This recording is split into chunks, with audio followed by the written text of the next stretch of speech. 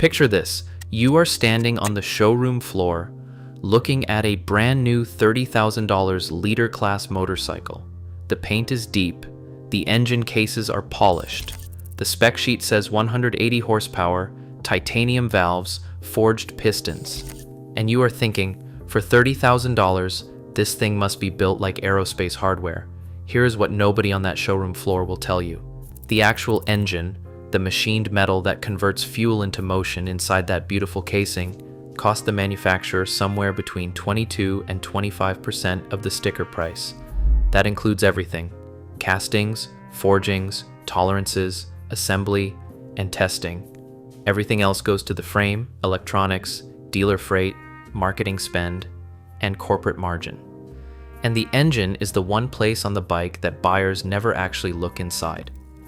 So here is what is actually in there: how budget decisions get made at every stage of the build, what the manufacturing shortcuts look like in practice, how the Japanese manufacturers build their engines differently, and what that actually means for the bike you are about to buy.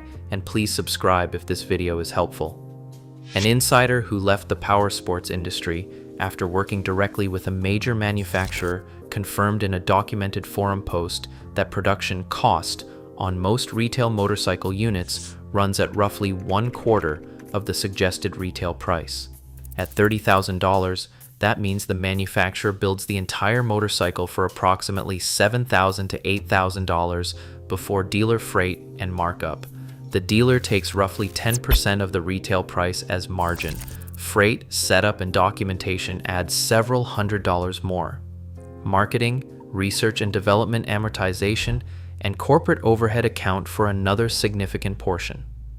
According to financial modeling of premium motorcycle manufacturing, direct materials including the engine account for 50 to 65% of the total cost of goods. Engine sourcing specifically represents approximately 16 to 18% of total manufacturing cost.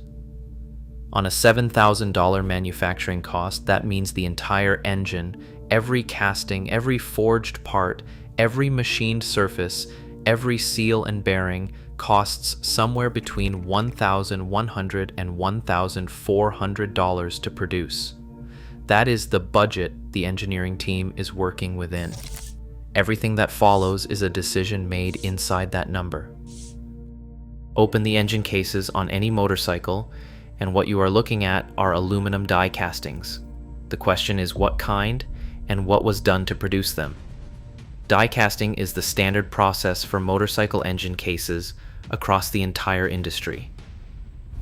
Molten aluminum is injected under pressure into a precision mold, it cools, and the case comes out. The problem is what happens inside the metal during that process.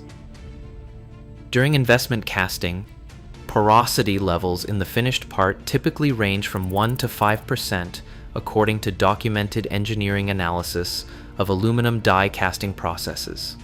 Porosity means internal voids, trapped gas pockets, and micro cavities inside the material where no metal is present. Each void is a potential failure initiation point under cyclic load. The strength data confirms this directly. Cast aluminum tensile strength typically ranges from 23,000 to 34,500 pounds per square inch. Forged aluminum reaches over 50,000 pounds per square inch. And critically, forged aluminum achieves 3 to 5 times the fatigue life of cast aluminum at equivalent stress levels, confirmed by engineering documentation from multiple independent material analysis sources. Budget builders use high-pressure die casting for maximum throughput. Premium builders use more controlled casting processes, tighter alloy specifications, and heat treatment cycles after casting to close voids and align the grain structure. The finished cases look identical, the internal material structure is not. The tolerance story is where the budget decision becomes permanent, and most riders have no idea this decision even exists.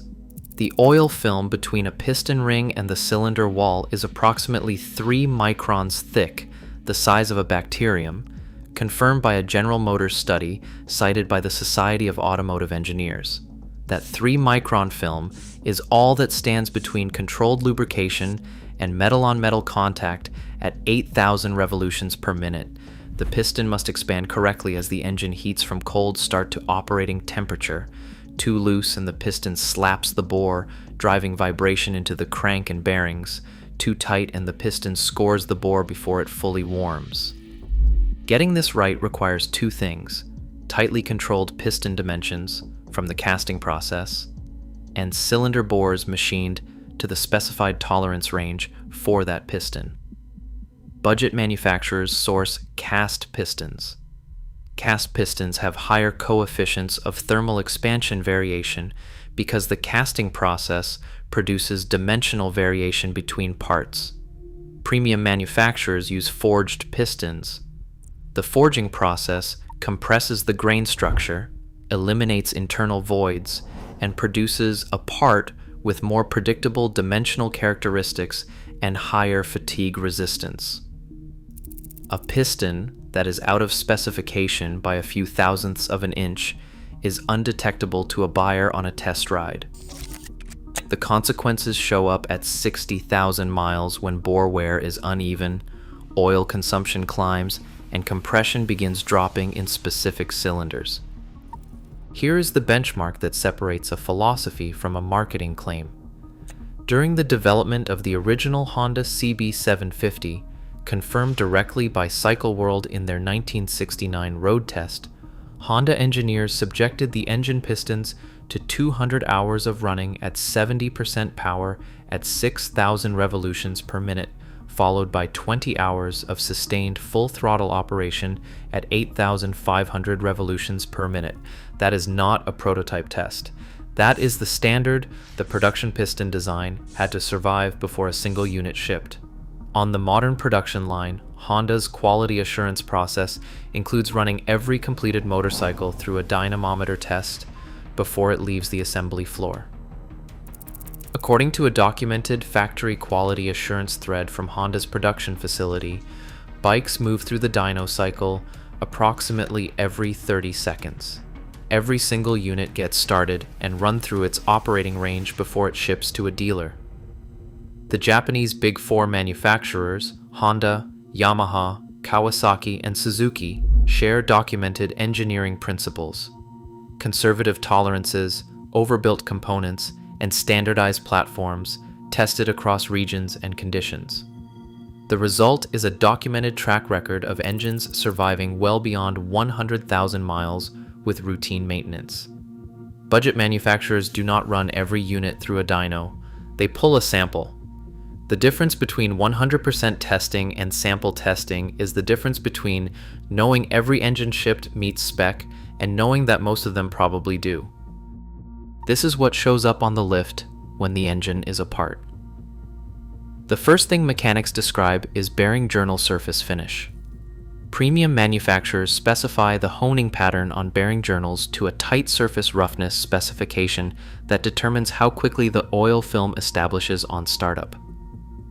Budget castings arrive with surface finish variation that creates uneven oil film establishment and localized wear at cold start before oil pressure builds. The second is valve seat installation. In a precision engine, intake and exhaust valve seats are press fit into the head to exact interference tolerances and then cut to achieve the specified seat width and angle. Budget builders use wider tolerances on the press fit, resulting in seats that can micro-move under thermal cycling over years of operation. A loose valve seat that has moved by a fraction of a millimeter changes the sealing surface geometry and accelerates valve wear and compression loss. The third is thread quality on critical fasteners. Head bolts, main bearing caps, and cylinder stud threads must be cut to exact specifications to achieve the required clamping force at the design torque value. Budget machining produces threads that stretch the torque to clamp relationship unpredictably, meaning some fasteners are clamping at design force and others are not, at the same specified torque value. None of these failures show up on a test ride. They accumulate over tens of thousands of miles and show up as oil leaks, power loss, and expensive machining work on engines that never had a violent failure, just a slow and invisible departure from specification. 3 specific things: in order. First is to ask the question the spec sheet does not answer. Ask the dealer or find in independent technical documentation whether the pistons are forged or cast. Forged pistons are a confirmed indicator of engineering investment in the rotating assembly. Cast pistons on a $30,000 motorcycle mean the manufacturer made a choice about where to allocate the production budget, and the rotating assembly was not the priority. Second is research the manufacturer's documented quality assurance process. Unit-by-unit dynamometer testing before shipping is a measurable commitment to build quality that sample testing is not. This information exists in factory documentation, industry press reviews, and engineering write-ups. If a manufacturer cannot describe their end-of-line testing process, that absence is itself information. Third is to look at the long-term reliability record from owners, not reviewers. Reviewers test bikes for a few days. Owners report what happens at 30, 50, and 100,000 miles. The Japanese Big Four have decades of documented high-mileage owner reports precisely because their engineering standard was designed around long service life, not showroom performance numbers. The difference in raw material cost between a budget engine and a precision-built engine on a $30,000 motorcycle is measured in hundreds of dollars at the manufacturing level. That is the gap between the engine that gets the sale and the engine that earns the next one. And it will not show up for years when the bore wear is uneven and the mechanic's quote arrives. Subscribe for more motorcycle breakdown videos.